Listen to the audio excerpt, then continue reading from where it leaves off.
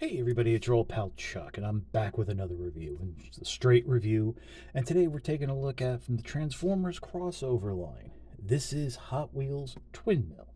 Now we had already seen Mattel's half of this partnership, where they did that G1 style Optimus Prime, which was roughly the size of a Hot Wheels car.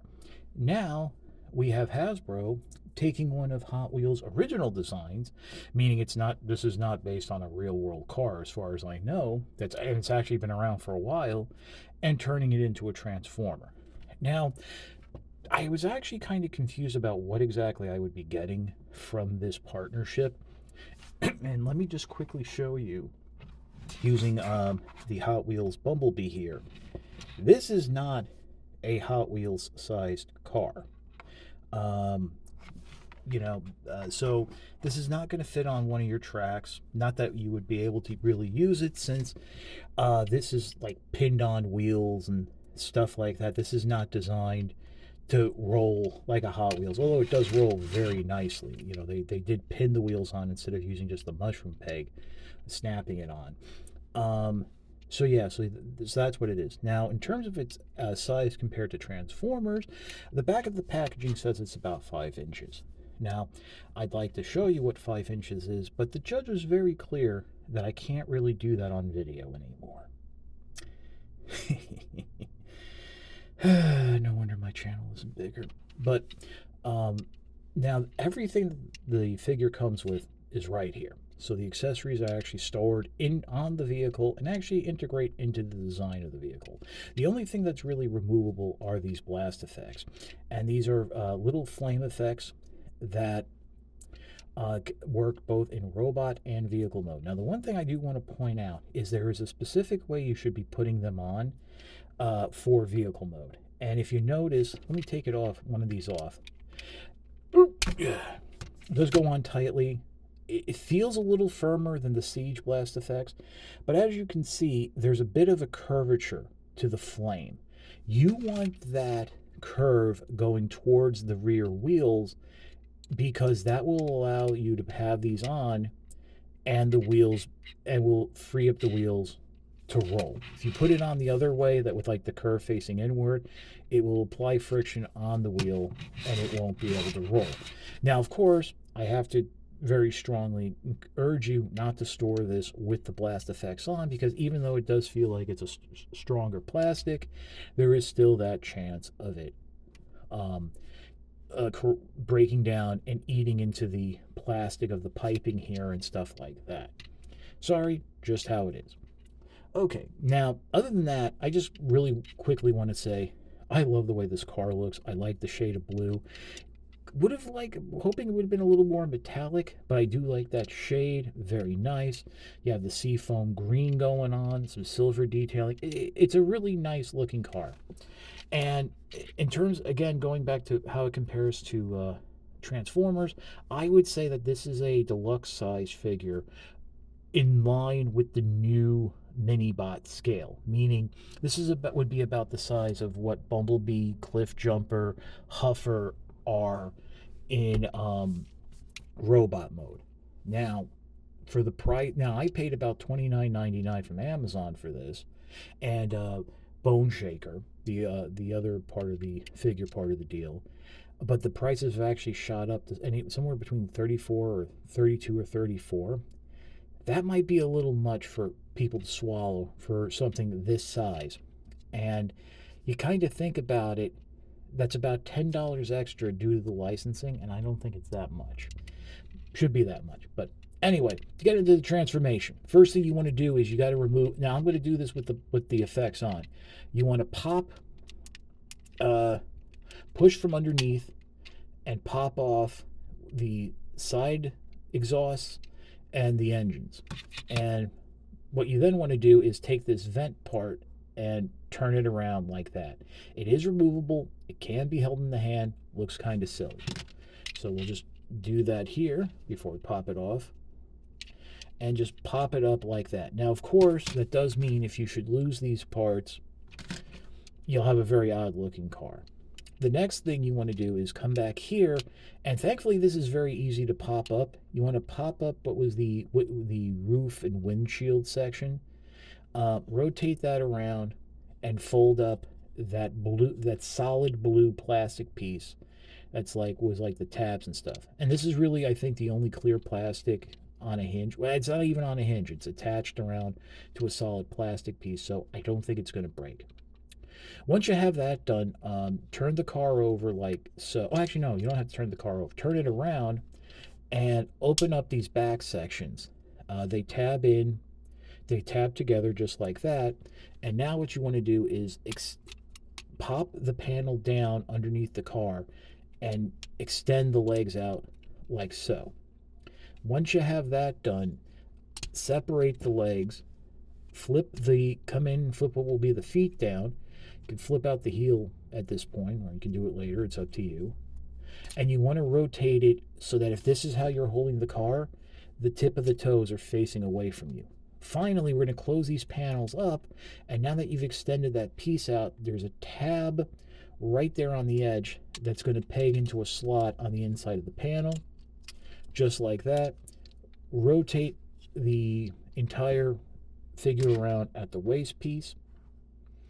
So it actually kind of like extended a little to get a little bit bigger. Let me just adjust the camera. I always do this, that I forget, like I always misjudge how tall it gets.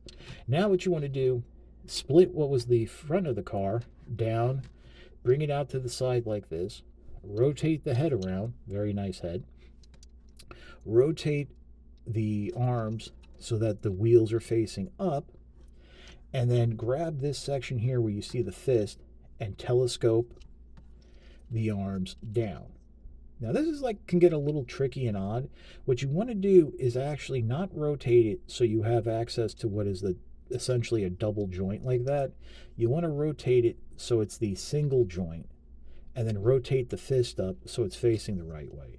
Basically, you want this part of the panel facing out. So rotate the fist up, and then collapse this up into the chest, and there you have Twin Mill in its robot mode. Very nice head. You can look up, it does have that open ball joint in the back, but it is a little limited due to the design of the figure, but you can swivel. Like I said, a very nice looking figure. Now when it comes to these little bits right here, you want to pop them on so that the vent piece here is facing forward and that the exhaust pipe is down, and it's going to go over right around where the wrist section is. It'll just slide on and kind of friction snap into place, and there you have Twin Mill all armored up. I mean, really, that is, I mean, it's not even a weapon part. It should just look like that. Now in terms of the articulation, you do have a very nice knee bend, ankle pivot, rotation. It's on a bit of a ball joint, so you do have some inward and outward pivot. Waist swivel, we already looked at the head. Nice arm movement here. The elbow is a little limited due to the design of the figure, but it's actually not too bad.